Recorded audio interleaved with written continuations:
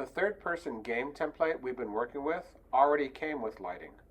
This means that we have a sun so that when we play the game, we can see where we are going and what we are doing.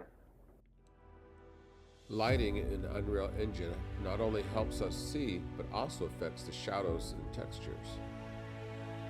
If you create a building, you'll need to add light inside, just like in real life. If you add a fire to a scene, you'll need to add a light source so the fire gives off light. If you have a driving game, you'll need lights for the light poles. Unreal Engine has 4 different types of lights as shown here. A light is simply an actor you place in your level, just like you would a static mesh. Keep in mind that the light is not the object producing the light. For example, is not the actual flashlight or lamp. You still need to have the flashlight and the spotlight to represent the light. Let's look at each type of light. The first one is the directional light. It is used to simulate light coming from an extremely long distance away, such as outer space. It's perfect to use as a sun or moon because it will cast shadows in your game just like the real sun does.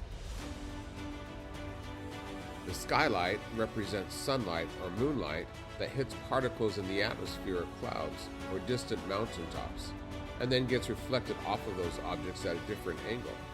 It represents the faint glow of the atmosphere. A point light shines in all directions just like a light bulb or a fire. Imagine this robot is holding this light bulb, and as soon as the light bulb turns on, the light shines in all directions. We typically use a point light for lamps or fires or things like that that give off a light in all directions. A spotlight shines in only one direction, in a cone shape. This is just like a flashlight shines in one direction or a spotlight at a theater. For the last 2 types of light, point light and spotlight, there are a few details you can change to make the light even more realistic. These details are found in the Details panel. The first one is the intensity. This changes how bright the light is. The second one is the light color.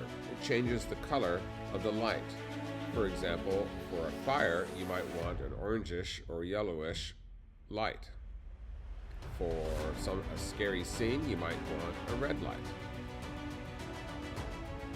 The attenuation radius changes how far the light shines. In Unreal Engine, you'll see the attenuation radius using blue lines. The bigger the blue lines or the farther the spread, the farther the light will shine. One thing you need to remember when working with lighting is that anytime you add or move your lights or geometry in the level, you will need to build the lighting to accurately see the materials and shadows. Building the lighting just means that the engine is running a lot of calculations to determine how the light and the shadows should now look. All you have to do to build your lighting is to go up to the toolbar and click the Build button.